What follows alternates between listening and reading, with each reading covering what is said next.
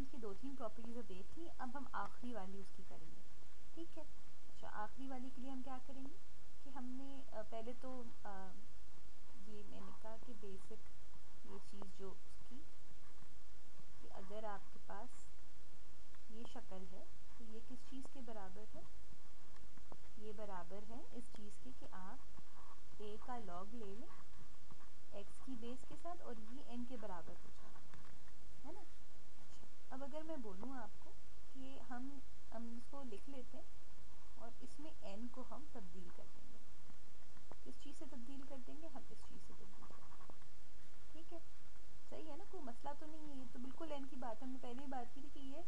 चीज़ बिल्कुल इसके बराबर है, ये n के बराबर है, ये चीज़ जो है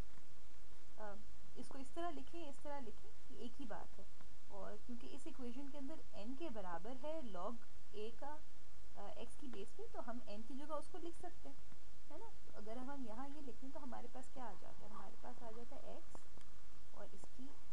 इसका एक्सपोनेंट n की बजाय हो जाता है a का log x की बेस में, और दूसरी तरफ हमारे पास क्या चीज़ रह जाती है, दूसरी तरफ हमारे पास a रह जाता है, ठीक है। अच्छा, अब मैं ये बात बोलूँ आपको कि मैं चाह रही हूँ कि ये जो x है ये मेरे पास खाली आ जाए, ठीक है। तो मैं इसकी ये पावर ख़त्म करना चाह रही हूँ, एक्सपोनेंट ख़त्म करना चाह रही हूँ, तो उसके लिए मैं क्या कर सकती हूँ कि मैं उसको किसी ऐसी चीज़ से उसको डिग्री, किसी ऐसी डिग्री दे दूँ जो कि इसकी एक्सपोनेंट को काट दे, है ना। तो अगर मैं उसको ये डिग्री दे दूँ जो कि अभी इसकी डिग्री के बिल्कुल तकरीबन बराबर, लेकिन ये एक को तकसीम कर रही है, इसका रेसिप्रोकल है, तो ये आपस में जो एक्सपोनेंट लॉस के तहत जब ये आपस में यूँ ज़र्ब, इनको आपस में ज़र्ब दे देंगे और जब ये ज़र्ब देंगे तो ये आपस में एक दूसरे को काट देंगे और सिर्फ एक रह जाएगा, है ना। अब मैंने यहाँ किया है तो मुझे यहाँ पे भी करना पड़ेगा, तो ए की डिग्री ए को भी ये एक्सपोनेंट ले लिया, ए का एक्सपोनेंट एक था तो एक से ये ज़र्ब होकर ये हो गया, ठीक है। तो अब इसका हमारे पास क्या आ जाएगा, ये आ जाएगा x और इधर क्या आ जाएगा a, और उसकी ऊपर एक्सपोनेंट होगा 1/log a का बेस x पे, ठीक है। अच्छा, अब ये जो मैंने काम पूरा किया यहाँ तक, ये मैंने a के साथ रख के किया, इसी तरह अगर मैं यहाँ पे इसको b दे देती और तो फिर उससे ये भी b हो जाता और फिर यहाँ पे भी b आ जाता और मैं काट के यहाँ पे भी, तो बिल्कुल यही चीज़ आ जाती, बस b होता सिर्फ यहाँ पे, है ना। फ़र्क तो कोई नहीं था अगर मैंने b लिख दिया होता। अच्छा, तो अगर मैं ये बोलूँ कि मैं यही चीज़ बिल्कुल b के साथ भी लिख सकती हूँ, तो बात तो गलत नहीं होगी, है ना। ये मैंने जहाँ जहाँ a था वहाँ वहाँ b आ गया, बाकी चीज़ें बिल्कुल वही बराबर है ना, वही चीज़ आ गई। अच्छा, अब ये दोनों लेकिन अगर मैं कह रही हूँ कि ये दोनों x के बराबर हैं, ये भी x के बराबर है, ये भी x के बराबर, इसका मतलब ये एक दूसरे के बराबर भी होंगे, है ना। उसको अगर हम यहाँ लिख लें कि मैं कहूँ कि जी ये दोनों एक दूसरे के बराबर भी हैं, और अब मैं इस चीज़ को यहाँ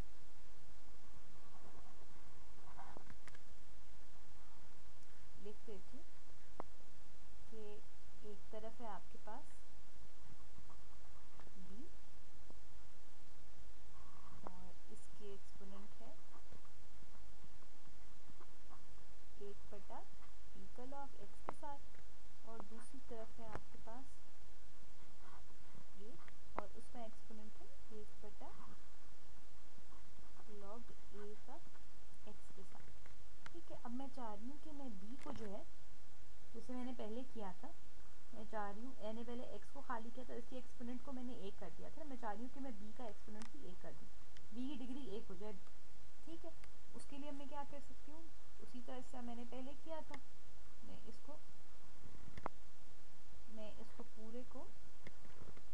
डिग्री दे देती हूँ ऐसी कि वो आपस में ये डिग्रीज जब ज़र्ब लें तो ये एक दूसरे को काट दें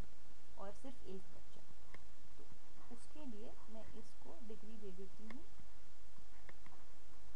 log of b base x की, ताकि ये आपस में ज़र्ब लें और ये कट जाए। लेकिन जब मैंने इस तरफ ये काम किया तो मुझे इस तरफ भी करना पड़ेगा, है ना, इधर भी मुझे यही डिग्री देनी पड़ेगी।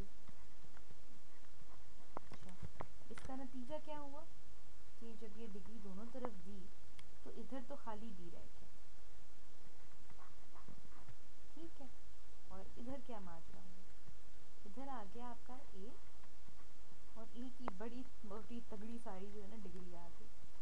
तो ये b लिया आपने x की बेस में और ये तकसीम हो रहा है a से x की बेस में। ठीक है, ये चीज़ आ गई आपके पास। घबरा तो नहीं रहे ना? घबराने की कोई बात नहीं है अभी तक, ना आगे होगी। अच्छा, अब इसको अगर हम जैसे हमने ये बात की थी कि अगर आपके पास इस तरह चीज़ हो तो आप उसको इस तरह लिख सकते हैं लॉग की। तो यहाँ पे अगर फ़र्ज़ करें कि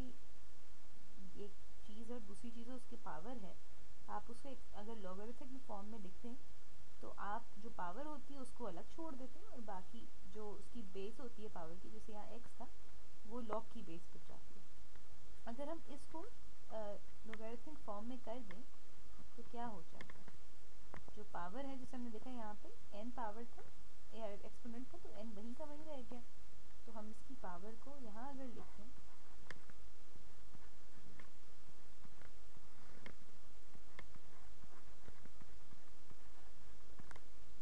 ठीक है, यहाँ क्या हुआ, x जो था वो इधर बेस बन जाता है लॉग की। ठीक है, तो x यहाँ पे x नहीं, यहाँ पे क्या था, बेस इसकी a है, तो यहाँ a बेस बन जाएगी और b अपनी जगह पे इधर आ जाएगा। ये बिल्कुल ऐसे जैसे यहाँ पे हुआ था कि a का लॉग लिया दोनों तरफ देखें, और जो ये जो इस तरह का एक्सप्रेशन जो था उसकी जो पावर थी वो नीचे आ गई और जो उसकी बेस थी वो लॉग की बेस बन गई। यहाँ पे भी ये तो आपको खैर पता है, आपको ये बताने की बार ज़रूरत नहीं है, ये वाली चीज़ तो आपको आती है कि कैसे लॉगरिथम फॉर्म करते हैं। और ये आपका इस तरह, ये आपकी प्रॉपर्टी लॉगरिथम की आ गई। ठीक है, एक दफ़ा मैं जल्दी से वापस से दिखा दूँ कि किस तरह किया था। हमने कहा कि जी ये फॉर्म को आप इस तरह लिख सकते हैं। आपने इस तरह जब लिखा तो आपके पास n के लिए एक इक्वेशन आ गई जो n की वैल्यू दे रही है। ठीक है, जो n के बराबर है उसमें कोई चीज़। तो आपने क्या किया कि यहाँ से n लिया और उसकी जगह आपने वो जो यहाँ पे आ रहा था log a बेस x वो आपने लिख दिया और ये हो गया a के बराबर। जब ये आपने करी तो आपने कहा मुझे खाली x चाहिए, तो आपने इसकी डिग्री को या एक्सपोनेंट को काटने के लिए उसको दूसरी डिग्री दे दी, और जो दूसरी डिग्री थी वो आपने 1 divided by log of a to the base x दे दिया और दोनों तरफ देना पड़ा। जब ये दिया तो ये दोनों आपस में जब ज़र्ब खाते हैं तो ये कट जाते हैं, ये इसने इसको काट दिया तो बाकी सिर्फ एक बच गया, तो x आ गया खाली यहाँ पे। यहाँ पे क्योंकि आपने उसको भी डिग्री दी तो वो a टू द पावर ये आ गया। आपने कहा जब मैंने ये a के साथ किया है, क्योंकि a कोई ख़ास नंबर नहीं था, तो यही काम मैं b या c या जो भी ले लेता उसके साथ भी कर सकता था, तो आपने ये b के साथ भी बात कर दी। आप इस तरह भी लिख लें। अब क्योंकि ये दोनों x के बराबर है, इसका मतलब ये आपस में भी बराबर है, तो आपने इनको यहाँ लिख लिया। ऑरेंज में जो है ये बराबर थे, आपने कहा अब मुझे b भी खाली चाहिए, तो इसी तरह जिस तरह आपने पहले किया था आपने एक नई डिग्री उसको दी ताकि ये दोनों डिग्रियाँ आपस में कट जाए, क्योंकि ये जो ब्रैकेट आप इसको खोलेंगे तो ये आपस में ज़र्ब खाएंगे, ये ज़र्ब खाएंगे तो ये ज़र्ब लेंगे आपस में तो ये कट जाएंगे। यहाँ पे क्या होगा, यहाँ पे ये आपकी इस तरह ये डिग्री बन के रह गई, आपके पास ये शक्ल आ गई। इस शक्ल को हमने कहा कि लॉगरिथम में कर देते हैं कि इसको यहाँ ला के लॉग की बेस बना देते हैं, तो इसको हमने यहाँ ला के लॉग की बेस बनाई तो हमें उल्टे हाथ पे ये चीज़ मिल गई और सीधे हाथ पे हमें जो a की एक्सपोनेंट था, a की जो डिग्री वो इधर आ गई। तो ये आपका एक और इसकी प्रॉपर्टी होगी और ये जो है आपकी सबसे यूज़फुल तरीन प्रॉपर्टीज़ जो आप इस्तेमाल कर सकते हैं ना उनमें से है, ख़ास तौर पे अगर आपने कैलकुलेटर का इस्तेमाल करना है, क्योंकि अक्सर क्या होता है कैलकुलेटर के अंदर जो है ना वो हर किस्म के लॉग का आपको कैलकुलेट करना इजाज़त उसके अंदर कैपेसिटी नहीं होती। वो क्या करता है कि वो आपको जनरली या तो लॉग बेस 10 देता है या वो आपको लॉग बेस ई देता है मेरे ख्याल से। हाँ, तो ये अगर आपके अब इसके पास अगर फ़र्ज़ करें आपके पास सवाल आ जाए जिसके अंदर हो कि जी बताएं लॉग 3 का बताएं और 7 की बेस के साथ, अब ये कहाँ से आप निकालेंगे। लेकिन अगर आप ये इस्तेमाल करें प्रॉपर्टी तो बड़े आराम से होता है। कैसे कि आपने b को 3 मान लिया और a को 7 मान लिया, तो आप इस तरह से कैसे लिख सकते हैं कि आपने लॉग b 3 था 3 का और अपनी भी किसी भी मर्ज़ी का आपने 10 का लॉग ले लिया नीचे, ठीक है, जो भी आपके कैलकुलेटर पे, और आपने इधर